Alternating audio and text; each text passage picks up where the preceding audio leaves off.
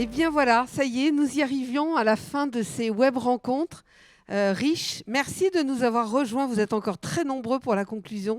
Ça fait chaud au cœur, je vous le dis tout de suite. Alors, pour cette conclusion, nous avons le plaisir d'accueillir Jacques Dussert, président de la Fédération nationale du bois, à qui évidemment je vais donner la parole pour, en tant qu'entité invitante, pouvoir nous donner un petit peu son retour, son aperçu sur ces web rencontres et en faire ainsi la conclusion. Monsieur Dussert, la parole est à vous. Bien, merci beaucoup de me passer la parole. Bonjour à tous. Mesdames, Messieurs, je suis très heureux, en tant que président de la Fédération nationale du bois, de prendre la parole aujourd'hui pour conclure cette journée Futuropalette, dont j'ai pu suivre avec plaisir certains travaux et ateliers. J'étais présent de manière un petit peu intermittente ce matin. J'ai pu suivre les interventions de Jean-Louis Louvel, de Rémi Réberotte, le député de mon secteur, et c'était très intéressant.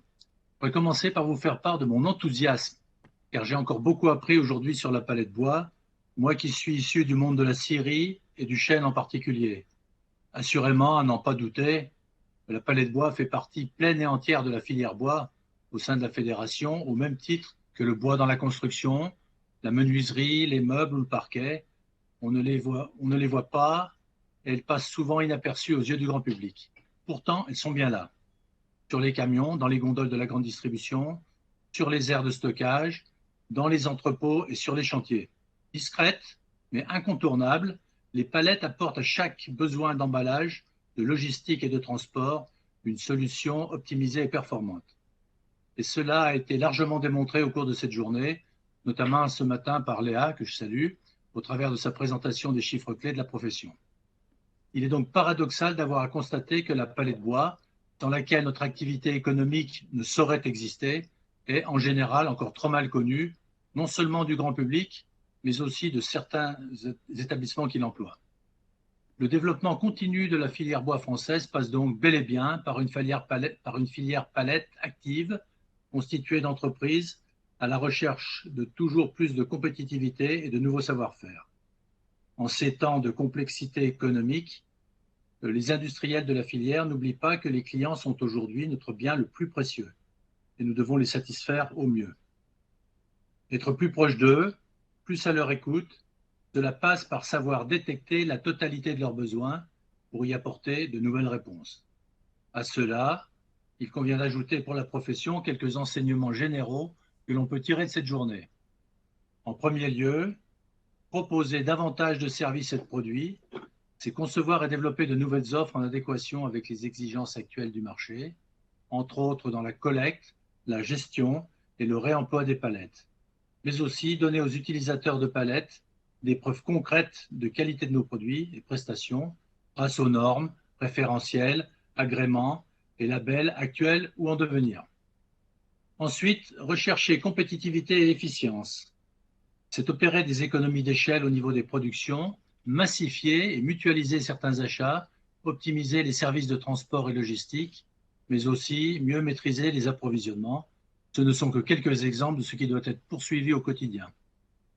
Pour ce faire, développer davantage d'innovation, c'est réunir les compétences techniques et scientifiques sur le plan européen, tous les savoir-faire pour concevoir et développer de nouveaux produits, de nouveaux services, mais aussi travailler la complémentarité des matériaux en les recentrant sur leurs avantages différenciateurs. Enfin, utiliser les nouvelles techniques d'information et de communication pour assurer davantage de traçabilité à tous les produits. C'est la Smart Palette, si j'ai bien compris. Mettre de l'intelligence dans la palette, c'est un des challenges de demain, car c'est un formidable support que tout le monde utilise et qui permet d'avoir de l'information en suivant le produit en temps réel. Aussi, le temps où la palette bois était considérée comme basique et du passé est révolu, car elle démontre sans cesse son adaptabilité face à un monde en perpétuelle évolution. Depuis plus de 20 ans, le CIPAL porte des projets d'études et de recherche en réponse aux préoccupations techniques, économiques, environnementales des professionnels de la filière palette, et aussi à celles des utilisateurs, et il continuera à le faire. Les résultats des travaux engagés s'adressant à un public large, le CIPAL s'est donné pour mission de diffuser les connaissances acquises par des documents clairs et pratiques toujours plus nombreux. Enfin, en dernier lieu, je retiendrai qu'il faut participer au verdissement du transport et de la supply chain en général. C'est un enjeu qui intéresse tous les opérateurs de transport et les gestionnaires d'infrastructures, mais aussi la chaîne logistique et économique dans son ensemble. La palette bois a aujourd'hui une place de choix dans tous les modes de transport et compte encore la développer. À l'heure où le développement durable et l'économie circulaire prennent une place grandissante dans notre quotidien, les emballages sont en général catalogués comme des objets polluants. Sur le sujet, on développe au niveau de la Fédération nationale du bois tout un projet concernant les assurances, parce qu'il y a aussi là des questions qui se posent. Cette considération ne peut plus s'appliquer à la palette bois au vu des résultats de son empreinte carbone et de son cycle de vie. Désormais, son image de produit naturel, écologique et recyclable est ancrée dans l'esprit des utilisateurs. Continuer à affirmer que couper des arbres pour produire des palettes constitue un geste à l'encontre du développement durable est dénué de sens, et il convient de le dénoncer ouvertement. Les bois utilisés pour produire les sciages employés dans la fabrication de palettes proviennent essentiellement de la forêt française, forêt de production, cultivée et gérée durablement. En résumé, conforter et développer sont les deux verbes d'action qu'il faut retenir pour le court terme dans notre feuille de route.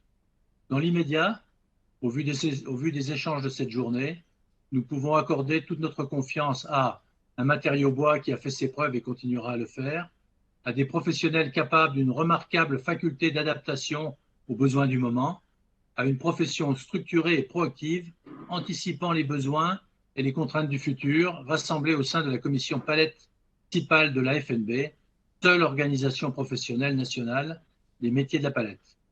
La palette est un des objets qui fait partie du quotidien des sociétés modernes. Alors, à n'en pas douter, la palette bois continuera dans les années à venir à être innovante et contributrice dans tous les développements ayant trait aux aspects de la qualité, de l'environnement, de la sécurité et du service.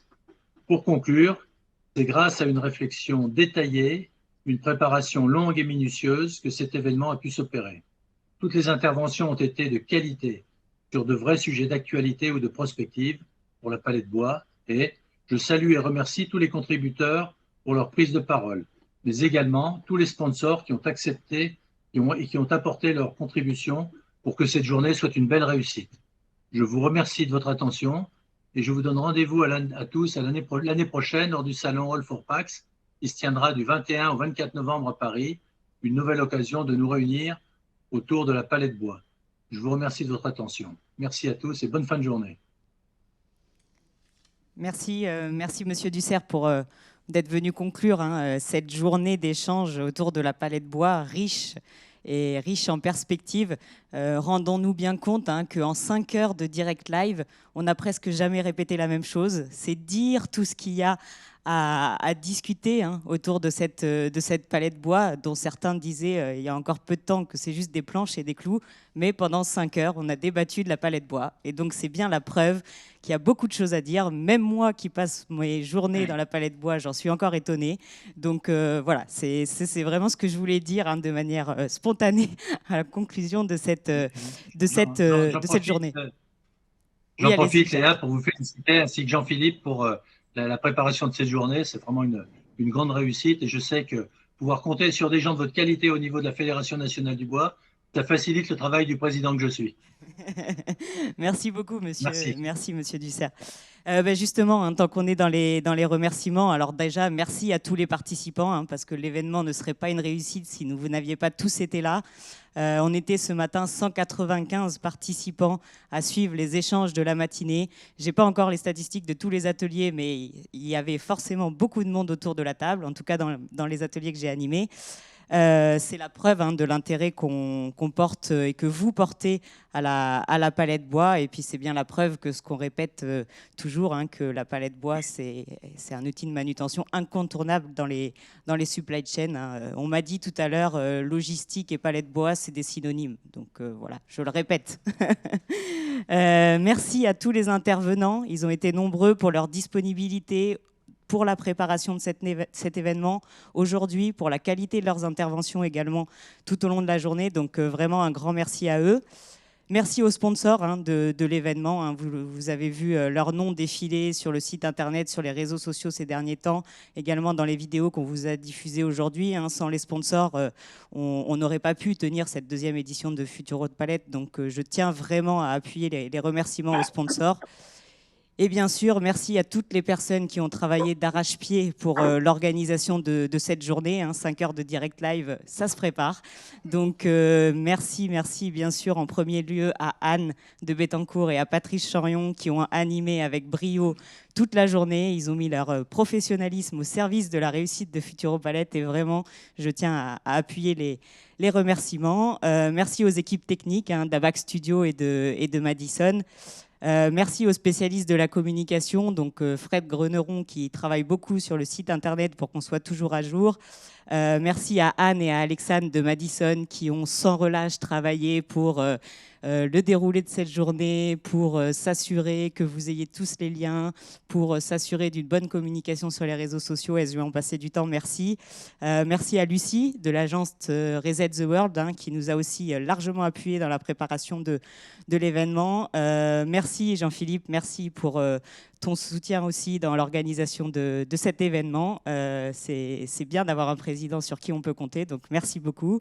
Merci Aurélie aussi, bien sûr, de l'équipe Palette de la FNB pour ton soutien également tous ces jours avant Futuro Palette. On a eu quand même pas mal de pression.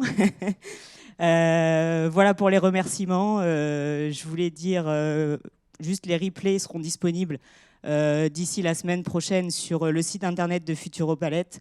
N'hésitez pas à aller les voir. On vous enverra un mail sur le sujet de toute façon. Et puis voilà, maintenant c'est le moment de se donner rendez-vous. Donc Monsieur Dussert a dit à All for Pack, effectivement, on aura un stand en fin d'année 2022. Et puis Futuro Palette étant une réussite pour la 2e édition consécutive, on en fera forcément une 3e. On a encore beaucoup de choses à se dire. Le marché de la palette bois bouge vite, les innovations aussi. Donc, on vous donne rendez-vous en 2023 pour la prochaine édition de Futuro Palette. Et toute l'équipe de la commission Palette CIPAL FNB est à votre disposition pour répondre à vos questions d'ici là. Merci à tous, merci. Et merci Léa pour ton engagement et durant toute cette journée et toute cette préparation aussi, comme l'a bien dit Jacques. Voilà, merci à tous. Merci beaucoup. À très vite. Merci. Oui, bon week-end.